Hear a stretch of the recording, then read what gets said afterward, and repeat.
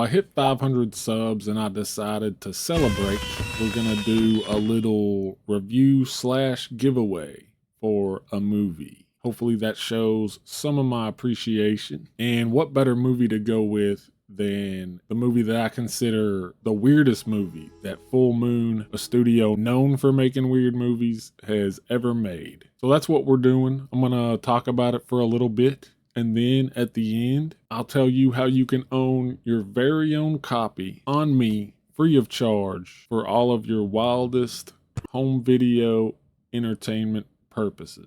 If you're a fan of horror, you're probably at least aware of Full Moon. If you're watching my channel, you're probably pretty familiar with them. They were like the kings of the video store in the 90s, and they're pretty directly tied to most people's like video store nostalgia, mine included. I don't think I've ever been in a video store that didn't at least have like one Puppet Master movie permanently stocked in the horror section. They made low budget horror, sci-fi, kids movies, whatever, and they were usually weird and awesome. And from 89 to 94, they actually had backing from Paramount Pictures, which was a pretty sweet deal for them. And they finally earned enough good faith that Paramount decided to give them a shot at like a bigger budget theatrical release. But it was basically a shot for them to become like a legit movie studio, at least in like mainstream eyes anyway. And this is the movie that was birthed from that opportunity. And it's also the movie that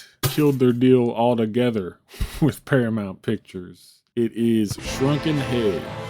And this movie is truly an anomaly. It's confusing and fucked up and beautiful in my opinion. First off, it has a great cast. It's like a who's who of actors that you mostly can't name probably, but you know you've seen them somewhere. Like the main character, Tommy, is Pickle in Dead Man on Campus. You've got this chick in here who was always popping up in like late 90s dramas. Like I remember from Charmed, and randomly Meg Foster is playing the main villain. And the weird ass cherry on top for this movie, opening up, it is very much like a 90s kids movie. It's got the classic opening establishing these kids like wholesome friendship while coming of age music is playing and shit. Finish that dry spot, Tommy.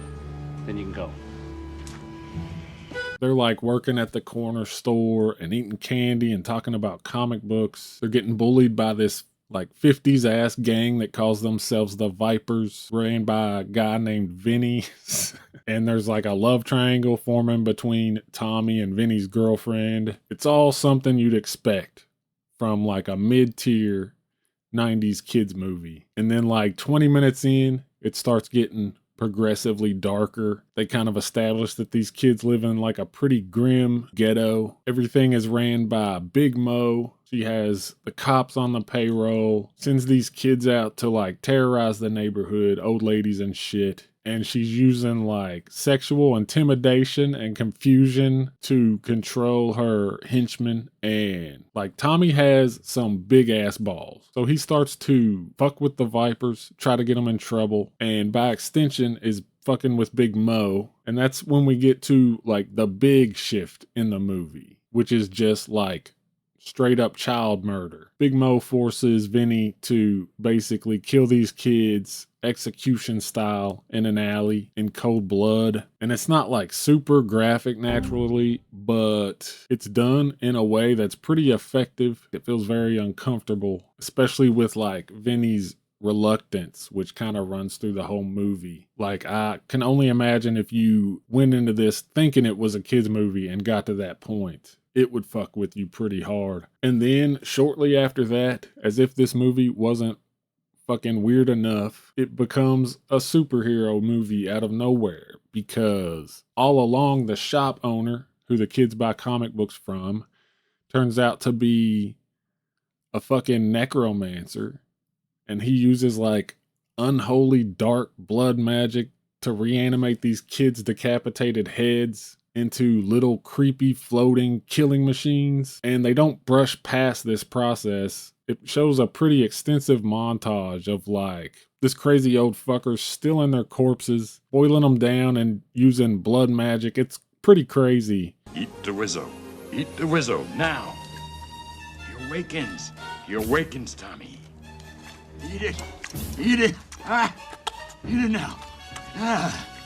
And he basically turns these kids into tiny little disturbing superheroes that go out at night and murder criminals. You have Tommy, who wields the power of lightning itself. Billy, a creature of the night who feeds on the still warm blood of his victims. And Freddy, who has a knife and no hands, so he just flies around carrying it in his mouth. Talk about losing the superhero lottery. I mean, imagine being the third of a superhero trio and your buddies have like the power of lightning and vampirism, and then you get like a knife that you can't even use properly. But yeah, I'll stop there as far as the plot goes. Keep this like somewhat spoiler free for anybody who hasn't seen it. If it sounds like I've told you a lot about the movie, we're only at the like halfway point here. There's a lot more going on. There's actually a lot of good like stuff happening in this movie, in my opinion. It constantly uses this like uneven, mismatched tone between like a kid's movie and fucked up shit happening in like a self-aware way that creates these weird moments. One example that sticks out to me is where two of the kids who killed Tommy go into his dad's store to like pressure him for protection money. And the whole time this zany cartoon music is playing. Just take it and go. The sight of you makes me want to vomit. It's just really bizarre. And it touches on like the agony of the unnatural existence of these kids. I want to see my Aunt Lacey. I won't be like this. I'd rather be dead. The struggle between Big Mo and Vinny for his soul, basically, and other shit. Like, shit's so weird, I can't really even describe it.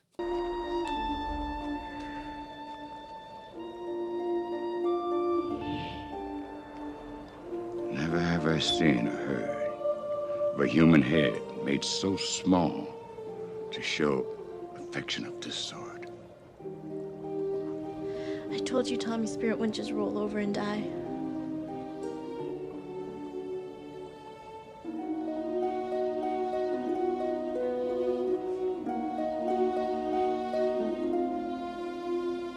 This movie is truly like a curiosity, just like a piece of 90s movie history that I don't think you could like recreate. This is like a one-of-a-kind movie. And it's kind of a shame it isn't more popular. I mean, it's like a little bit of a cult movie for Full Moon fans and stuff. Like most Full Moon stuff is just like an automatic cult favorite to somebody. But it's such a weird, one-of-a-kind like piece of art that just kind of fumbled into existence through circumstance. And it's somehow both like a complete mess and a decent movie that does a lot of like good shit, crazy shit.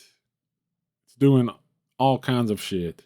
And like, I didn't even mention, but like Danny Elfman did the opening score. It's directed by Richard Elfman. So like pretty big names for a Full Moon movie. And even with like the bigger budget and polish, it still does feel like a Full Moon movie. It has great like cheesy effects. It also has like a lot of mention of DC Comics specifically, which is just another weird random thing. Like there could have possibly been like some kind of deal with DC Comics. Just more weirdness for the legend of this thing. Sorry, I'm trying to pack in anything I forgot to mention here at the end. But yeah, as far as a rating from me goes, I mean, this is like my era of movies in general. I'm a Full Moon fan. I'm a fan of like 90s kids movies, obviously, because I grew up with them. They're very nostalgic for me. So I got to give it 4 stars personally. I know a lot of people might think less of it, but if you like Full Moon, 90s kids movies, just film oddities in general, campy trash, or like any combination of those things, there's something here for you, and I highly recommend checking it out. And so now we get to the big giveaway. I have an extra copy here, donated by friend of the channel, Ben Grimm. He sent me this, but I already owned it. So I asked him if he minded if I eventually gave it away in a giveaway, and he was cool with it. So yeah, a brand new shiny Blu-ray, steel sealed, no rattle, a beautiful specimen. And if you'd like to win it, I think I'm just gonna keep it as simple as possible. I could involve like social media and stuff, but I think I'm just gonna keep it to like the channel. So the rules are just first, be from the US. Sorry, overseers. You live too far away. Don't hate me. Also, be subscribed to the channel and make sure you ring the little bell thing and comment below what your favorite full moon movie is and why. And then sometime probably in April, I'll probably just throw your name in a hat with all the other names and pick at random, make a post on here of the winner, and we'll go from there. We'll figure out where we can talk to get me all your information to send it to you and whatnot. And also, you know, if you really just don't want the movie, you can still comment. Just be sure to add like, I don't want this piece of shit or something, and we'll be good. And yeah, that's how you win. That's the giveaway. If you're a new subscriber, thanks. I appreciate you subscribing. I'm really bad at this kind of thing, but yeah, again, hopefully this shows some of my appreciation for the sub, and I'll keep trying to make cool videos. And yeah, that's about it. So thanks for watching. Hope you enjoyed it. And until next time.